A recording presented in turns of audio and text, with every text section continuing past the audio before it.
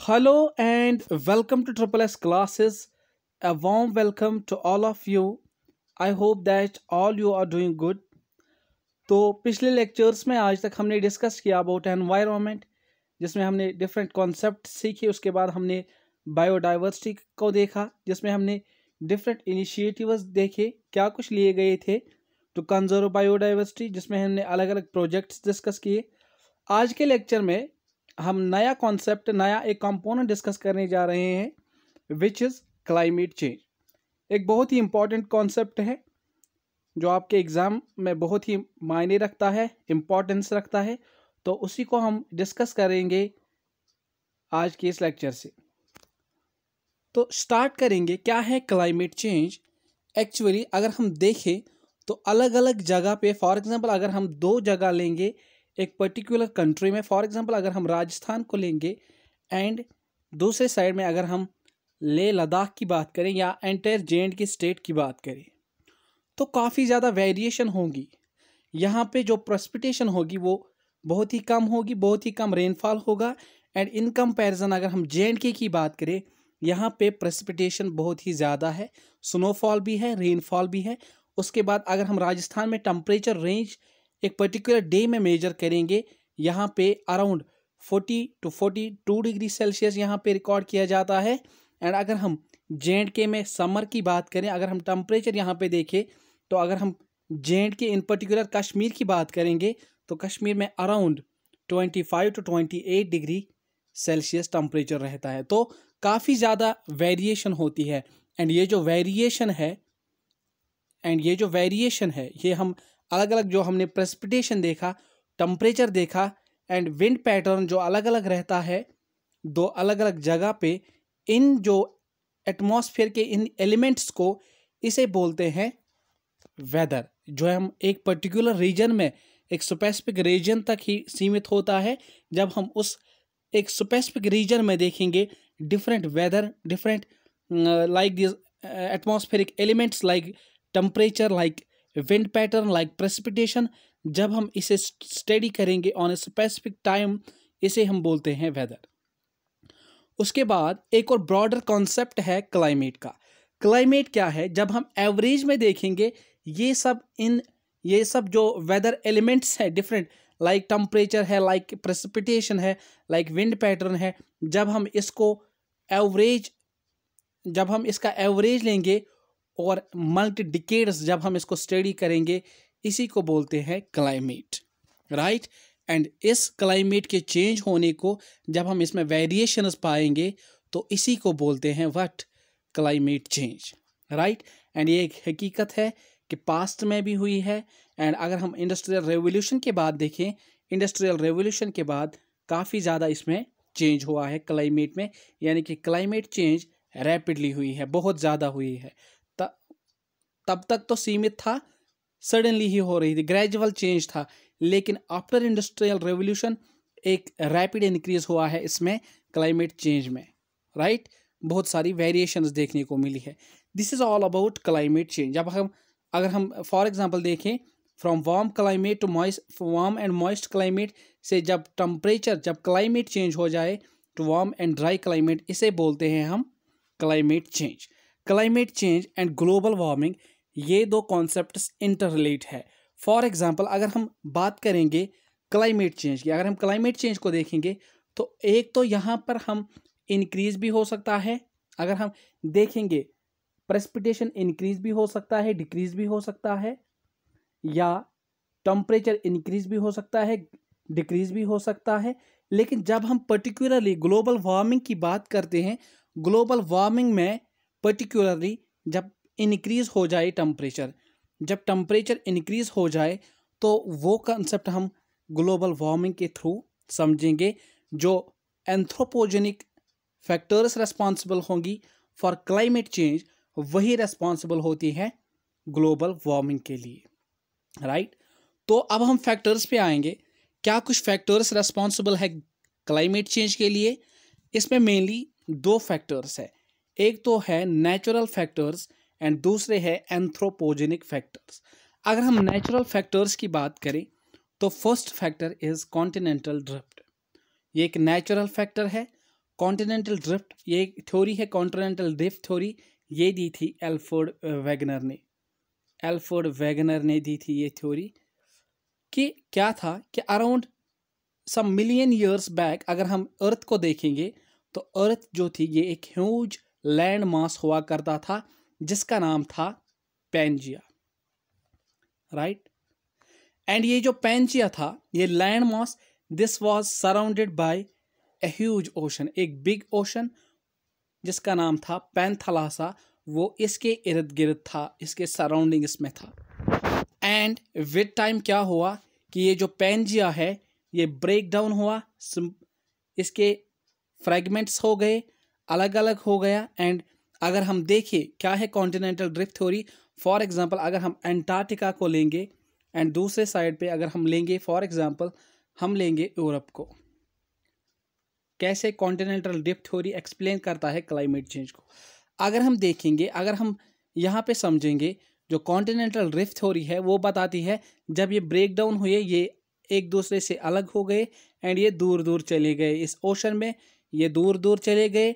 अगर हम अंटार्कटिका की बात करें, अंटार्कटिका दूर चला गया, जो सन है उसकी रेज यहाँ पे कम पड़ेंगी अब, क्योंकि पहले ये सेंटर में हुआ करता था ये पैंजिया, यहाँ पे डायरेक्ट इफेक्ट होता था सन का। रफली हम सेम बोलेंगे, सेम इफेक्ट था, सेम सन की रेडिएशंस यहाँ पहुँचती थी। लेकिन जैसे ही ये ब्रेक डाउन हुआ, ये अलग अलग कॉन्टिनेंट्स हुए, तो अगर हम अंटार्कटिका को लेंगे, अंटार्कटिका थोड़ा ज़्यादा ही दूर चला गया सन से एंड यहाँ तक सन की रेज अब कम ही पहुँचती है, इसको ट्रैवल करने में बहुत ज़्यादा टाइम लगता है। तो उसकी वजह से यहाँ पे टेम्परेचर क्या है, टेम्परेचर यहाँ पे क्लाइमेटिक कंडीशंस कोल्ड ही है। एंड अगर हम बात करेंगे यूरोप की, यूरोप में क्लाइमेट जो है वो वार्म क्लाइमेट रहता है। तो ऐसे कॉन्टिनेंटल ड्रिफ्ट थ्योरी ये एक्सप्लेन करती है, ये एक कारण है किसका, क्लाइमेट चेंज का। यही है कि the continents what we see today were not alike before 200 million years. It is formed when landmass began gradually drifting apart million years ago due to plate displacement. यही है continental drift theory. एंड अगर हम presently बात करें, ये जो हिमालयाज हैं they are continuously rising about 1 millimetre every year, ये हिमालयाज राइज हो रहे हैं। तो ये एक्सप्लेन करता है क्लाइमेट चेंज को, कौन, continental drift theory. Second feature अगर हम इसमें देखेंगे, सेकेंड रीजन, तो वो है वॉल्केनिक एक्टिविटी। क्या होता है, जैसे ही कहीं पे वॉल्केनिक इरप्शन होता है, वॉल्केनोस बनते हैं, तो वहाँ पे क्या होता है, एक तो मैग्मा बाहर आ जाता है, लावा बाहर आ जाता है, एंड दूसरा क्या होता है, huge dust particles and gases ये रिलीज होते हैं in the form of aerosols. ये रिलीज होते हैं किस में, एटमॉस्फेयर में, हमारे सराउंडिंग्स में। एंड क्या होता है, ये जो वॉल्केनिक इरप्शन होते हैं, जो एरोसॉल्स बाहर निकलते हैं, इसमें से जो गैसेस निकलते हैं, फॉर एग्जांपल अगर हम सल्फर डाइऑक्साइड जो इसमें से निकलता है, दिस सल्फर डाइऑक्साइड ये कंबाइन करता है, जो वाटर वेपर प्रेजेंट होता है ये उससे कंबाइन होके क्या बनाता है, tiny droplets of sulphuric acid बन जाते हैं। And these droplets are so small that many of them can stay aloft for several years, कि ये इतने छोटे हैं कि ये बहुत सालों तक किस में, एटमॉस्फेयर में एज सस्पेंडेड पार्टिकल्स रह सकते हैं। जिससे क्या होगा, ये एरोसॉल्स की इनकी एबिलिटी होती है, ये क्या करते हैं, ये सन की एनर्जी को ट्रैप करते हैं।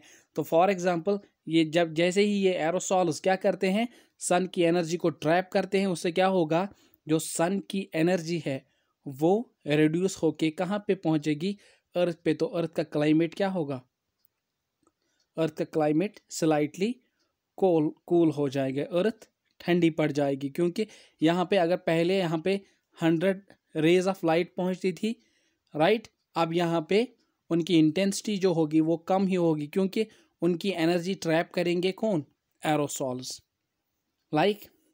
उसके बाद ओशन करंट्स भी ऐसे ही ये क्या करते हैं, ये इफ़ेक्ट करते हैं किसको, क्लाइमेट को इफ़ेक्ट करती हैं। कैसे, देखिए अगर हम ओशन करंट्स की बात करें, कहीं पे जो ओशन होता है, यहाँ पे जो अपर सरफेस होती है, ये जो अपर सरफेस होती है, यहाँ पे जब सन के रेज जब पड़ती है, उसकी वजह से ये जो अपर लेयर होता है इस वाटर बॉडी का, वहाँ का टेम्परेचर इंक्रीज हो जाता है। एंड जैसे ही कोई विंड आती है, कोई फास्ट मूविंग विंड आती है, वो इसको डिस्प्लेस कर लेती है एंड ये जो अपर लेयर है ये ऐसी जगह पहुंच जाती है जहां का टेम्परेचर थोड़ा इससे स्लाइटली कम होता है। तो इससे क्या होगा, इससे भी क्लाइमेट चेंज होगा, इससे भी टेम्परेचर कंडीशंस या तो इंक्रीज होंगी। अगर एक कोल्ड ओशन करंट होगा तो क्लाइमेट कम होगा, अगर ये वार्म ओशन करंट होगा तो क्लाइमेट इंक्रीज हो जाएगा। उसके बाद अगर हम एंथ्रोपोजेनिक फैक्टर्स देखेंगे, यहाँ से तकरीबन ये इम्पॉर्टेंट है, यहाँ से आपको ध्यान रखना है। अगर हम एंथ्रोपोजेनिक फैक्टर्स देखेंगे क्लाइमेट चेंज को, वही रेस्पॉन्सिबल है, वही फैक्टर्स है किसके, ग्लोबल वार्मिंग के। मेनली इसमें 3 फैक्टर्स है। मेनली अगर हम बात करें तो इसमें 3 ऐसे कारण है, फैक्टर्स है, रीजंस है। एक है ग्रीन हाउस गैसेस, दूसरा है एरोसॉल्स एंड तीसरा लैंड यूज चेंज, जो हम कर रहे हैं या करते आ रहे हैं, उससे भी क्लाइमेट चेंज हो रहा है, जिससे ग्लोबल वार्मिंग हो रही है अल्टीमेटली। अगर हम एंथ्रोपोजेनिक फैक्टर्स देखेंगे, इसमें पहला फैक्टर है ग्रीन हाउस गैसेस। देखिए, अगर हम अर्थ की बात करें तो अर्थ में naturally green house effect present होता है। इसमें जो गैसेस होते हैं उनकी टेंडेंसी होती है कि ये सन की लाइट को, जैसे ही अर्थ रिफ्लेक्ट करती है लाइट को, जैसे ही अर्थ रिफ्लेक्ट करती है लाइट को, सन रेज को, तो इन गैसेस की ये एबिलिटी होती है, खासियत होती है कि ये इनको ट्रैप करती है, जिससे क्या होता है, ये जो अर्थ का एटमॉस्फेयर है, ये जो सराउंडिंग है अर्थ की, ये वार्म रह जाती है। यही है ग्रीन हाउस इफेक्ट। एंड क्या हुआ कि अगर हम बात करें, ये जो ग्रीन हाउसेस है, ये जो ग्रीन हाउस गैसेस है, ये क्या करते हैं, अराउंड 14 डिग्री सेल्सियस ये टेम्परेचर बनाए रखती है सरफेस ऑफ अर्थ का। एंड अगर इनके बगैर हम देखें, अगर ये प्रेजेंट ना हो, अगर इनकी एब्सेंस में देखें, तो अराउंड -19 डिग्री सेल्सियस टेम्परेचर हो जाएगा सरफेस ऑफ अर्थ का। तो बहुत ही ज़्यादा मायने रखते हैं, इम्पॉर्टेंट है कौन, ग्रीन हाउस गैसेस।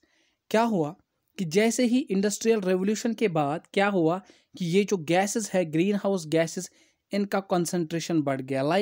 अगर हम देखें, इंडस्ट्रियल रेवोल्यूशन से पहले रेफ्रिजरेटर्स का यूज़ नहीं किया जा रहा था, तो उसमें जब जैसे ही CFCs का यूज़ हुआ, उससे क्या हुआ, ये गैसेस जो हैं, या अगर हम मोटर व्हीकल्स की बात करें, वहाँ से क्या हुआ, नाइट्रस ऑक्साइड काफ़ी ज़्यादा रिलीज़ हुए। या अगर हम इंडस्ट्रीज़ की बात करें, वहाँ से कार्बन मोनोऑक्साइड या बाकी सारी गैसेस जो है, उनका क्या होता गया, इंक्रीमेंट होता गया एटमॉस्फेयर में, ये ज़्यादा रिलीज़ होती गई इंडस्ट्रियल रेवोल्यूशन के बाद। उससे क्या हुआ, ग्रीन हाउस जो गैसेस थे, जितना इनका प्रेजेंट होना था उससे ज़्यादा जब इनकी कंसंट्रेशन हो गई एटमॉस्फेयर में, मोर एब्जॉर्प्शन ऑफ हीट ये करने लगे, जिससे क्या हुआ, ये जो अर्थ का एटमॉस्फेयर था ये कुछ ज़्यादा ही इंक्रीज़ हुआ। इससे क्या हुआ, ग्लोबल टेम्परेचर दैट इज़ ये इंक्रीज़ हुआ जैसे ही ये गैसेस ज़्यादा होते गए। Green house gases while largely transparent to incoming solar radiation absorb most of infrared emitted by Earth's surface, right? And अगर हम मेन ग्रीन हाउस गैसेस यहाँ पे देखें तो सबसे ज़्यादा जो कंट्रीब्यूटर है वो है water vapour is most abundant green house gas. And अगर हम देखें स्लाइटली शॉर्ट टाइम, अगर हम इन कंपैरिजन बाकी सारे कार्बन डाइऑक्साइड देखें, कार्बन मोनोऑक्साइड देखें, in comparison to these gases, ये शॉर्ट टर्म तक ही सीमित रहता है एटमॉस्फेयर में, right? And this amount of water vapour varies drastically with time region and altitude इस पे ये वेरी करता है। It is not considered most important greenhouse gas. Abundant में तो रहता है लेकिन इतना ज़्यादा ये इन्फ्लुएंस, इतना ज़्यादा ये इफ़ेक्ट नहीं करता है किसको, ग्लोबल वार्मिंग को। उसके बाद अगर हम देखें दूसरा जो इम्पॉर्टेंट कंपोनेंट है इसका, वो है carbon dioxide. Carbon dioxide is the most important greenhouse gas. Most abundant है water vapour and most important greenhouse gas is carbon dioxide. कैसे प्रोड्यूस होता है? एक तो नेचुरली ये प्रेजेंट होता है अर्थ पे, एंड दूसरा ह्यूमन एक्टिविटीज़ के कारण इसकी कॉन्सेंट्रेशन इंक्रीज हो जाती है एटमॉस्फेयर में एंड हो रही है। नेचुरली अगर हम देखें कहाँ से CO2 होता है, जो वॉल्केनिक इरप्शंस होते हैं वहाँ से, मैंने आपको पहले ही बताया, वहाँ से एक तो एरोसॉल्स निकलते हैं, दूसरे बहुत सारे टाइनी पार्टिकल्स के साथ साथ गैसेस भी रिलीज होते हैं, इनमें कार्बन डाइऑक्साइड भी है। कार्बन डाइऑक्साइड भी है, कहाँ से निकलता है? वॉल्केनिक इरप्शन से, या जो एनिमल्स रेस्पिरेट, जो ह्यूमन्स ब्रीथ करते हैं, रेस्पिरेशन करते हैं, वो रिलीज करते हैं carbon dioxide, right. And human activities के थ्रू भी ये रिलीज होता है, सच एज जैसे ही डिफॉरेस्ट्रेशन होती है, like cutting of trees. Cutting of trees से क्या होता है, जो इनकी टेंडेंसी थी इन ट्रीज की कि ये कार्बन को कैप्चर कर लेते थे, अब इनकी वो टेंडेंसी कम हो जाती है, जिससे ये गैसेस इंक्रीज हो जाते हैं एटमॉस्फेयर में। या बर्निंग ऑफ फॉसिल फ्यूल, जो फॉसिल फ्यूल्स है, पेट्रोलियम है, जब इनका कंजप्शन किया जाता है, जब ये बर्न किए जाते हैं, उससे भी क्या होता है, कार्बन डाइऑक्साइड निकलता है एंड वो परसिस्ट रहता है किस में, एटमॉस्फेयर में। एंड अगर हम वाटर वेपर के बाकी सारी कंपैरिजन इन गैसेस के कंपैरिजन में देखें, this carbon dioxide it spends more time in the atmosphere. ये बहुत ज़्यादा टाइम तक टिकता है किस में, एटमॉस्फेयर में। एंड इंडस्ट्रियल रेवोल्यूशन के बाद, अगर हम इंडस्ट्रियल रेवोल्यूशन के बाद की बात करें तो इसमें काफ़ी ज़्यादा इजाफा हुआ है, काफ़ी ज़्यादा इसकी कंसंट्रेशन बढ़ी है, एंड बाय अबाउट 30% इसकी कंसंट्रेशन बढ़ी है इंडस्ट्रियल रेवोल्यूशन के बाद। अगर हम डिफॉरेस्ट्रेशन को देखेंगे, that is ruthless cutting of trees, this contributes to global warming as fewer plants are available to take up carbon dioxide from the atmosphere. क्योंकि उसके बाद क्या होता है, जैसे ही रथलेस कटिंग होती है तो जो कार्बन कैप्चर होता है इन प्लांट्स के द्वारा, ये कार्बन डाइऑक्साइड को कैप्चर कर लेते हैं, उनकी ये टेंडेंसी कम हो जाती है, अवेलेबिलिटी कम हो जाती है जब प्लांट्स की, तो कार्बन डाइऑक्साइड ज़्यादा बढ़ जाता है किस में, एटमॉस्फेयर में, तो resulting in green house gas effect. उसके बाद जो एक और कंपोनेंट है इसका, वो है मीथेन। दैट इज, क्या होता है मीथेन से, the large source of methane comes from decomposition of organic matter. जैसे ही अगर हम लैंडफिल्स, फॉर एग्जांपल लैंडफिल्स की बात करें या एग्रीकल्चरल वेस्ट की बात करें, उससे क्या होता है, मीथेन रिलीज होता है। या जैसे ही डिकम्पोजिशन होती है ऑर्गेनिक सब्सटेंसेस की, वहाँ से भी रिलीज होता है मीथेन। एंड अगर हम बात करें जो रेमिनेंट्स है, जो रेमिनेंट्स है लाइक काउज, गोट्स, ये जो सारे डोमेस्टिक एनिमल्स है, जैसे ही ये डाइजेशन इनकी हो जाती है, वहाँ से भी क्या होता है, ये भी रिलीज करते हैं in the form of gas. क्या रिलीज होता है, this methane. It is a stronger greenhouse gas है then carbon dioxide. Carbon dioxide के कंपैरिजन में अगर देखा जाए, methane is stronger carbon dioxide, यानी कि स्ट्रॉन्गर होने का मतलब, यानी कि इसकी टेंडेंसी बहुत ज़्यादा है कि ये जो सन की रेज रिफ्लेक्ट होती है अर्थ से, इनकी ये जो मीथेन है, इसकी टेंडेंसी बहुत ही ज़्यादा है कि ये इन सन रेज को ट्रैप करके रखे एटमॉस्फेयर में ही। That is, it is stronger than CO2 because it can absorb more heat. However, it is much less abundant in the atmosphere. लेकिन अगर हम CO2 के कंपैरिजन में देखें या बाकी नाइट्रस ऑक्साइड, क्लोरोफ्लोरोकार्बन्स, इनके कंपैरिजन में देखें, this methane is not as abundant available in the atmosphere. उसके बाद जो एक और कंपोनेंट है वो है नाइट्रस ऑक्साइड। नाइट्रस ऑक्साइड क्या है? ये नाइट्रस ऑक्साइड कहाँ से रिलीज होता है?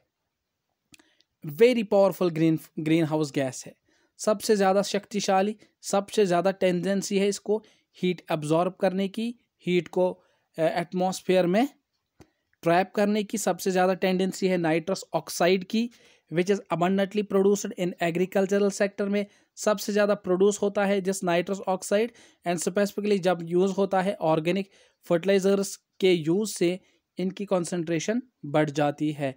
किसकी? नाइट्रस ऑक्साइड की। It is also produced when burning fossil fuel, जैसे ही फॉसिल फ्यूल्स बर्न किए जाते हैं वहाँ से भी काफ़ी ज़्यादा नाइट्रस ऑक्साइड बाहर निकल जाता है, जिससे क्या होता है ultimately leading to greenhouse gas which ultimately leads to global warming, that is climate change. उसके बाद एक और कंट्रीब्यूटर जो है वो है क्लोरोफ्लोरोकार्बन्स।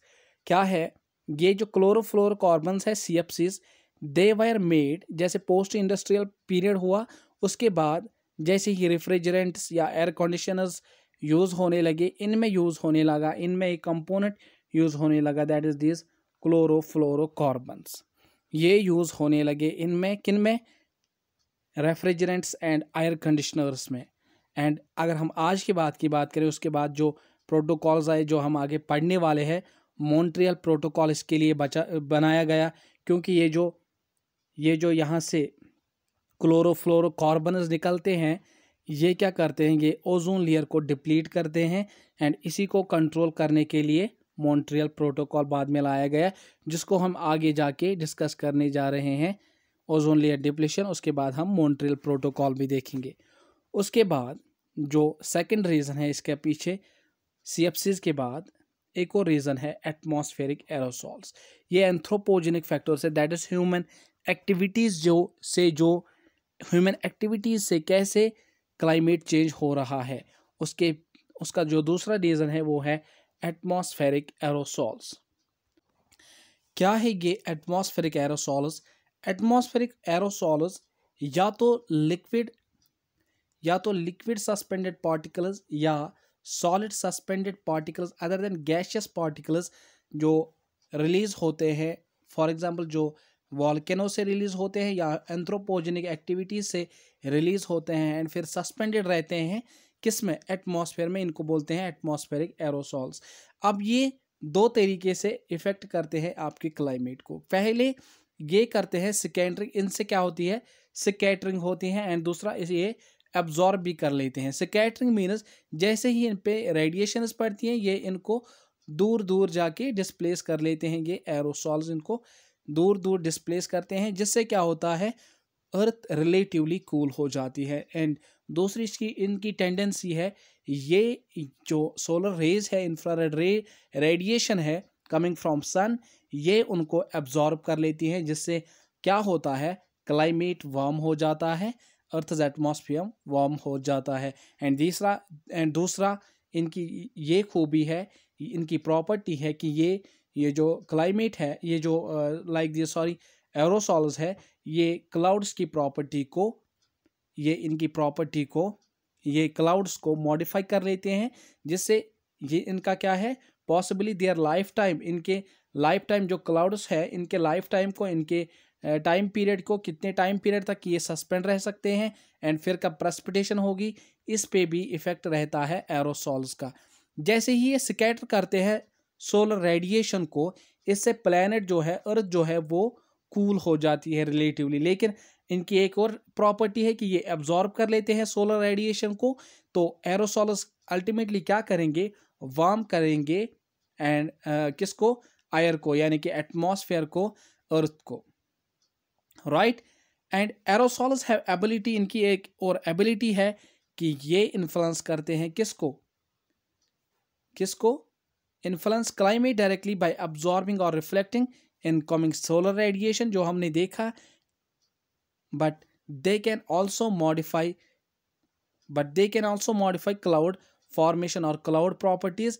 एरोसॉल्स जो है थाउजेंड्स ऑफ किलोमीटर जहाँ से इनका ओरिजिन होता है, वहाँ से इनको विंड या अपर एयर सर्कुलेशन होती है वो इसको ट्रांसफ़र करती हैं एक जगह से दूसरी जगह। तो हमने देखा कि दो इम्पॉर्टेंट प्रॉपर्टीज़ जो है एरोसॉल्स की, एक तो ये क्लाउड्स की लाइफ टाइम को, यानी कि क्लाउड्स को मॉडिफाई कर लेते हैं, इनके लाइफ टाइम को इंक्रीज कर लेते हैं, जिससे क्या होता है प्रेसिपिटेशन कम हो जाती है।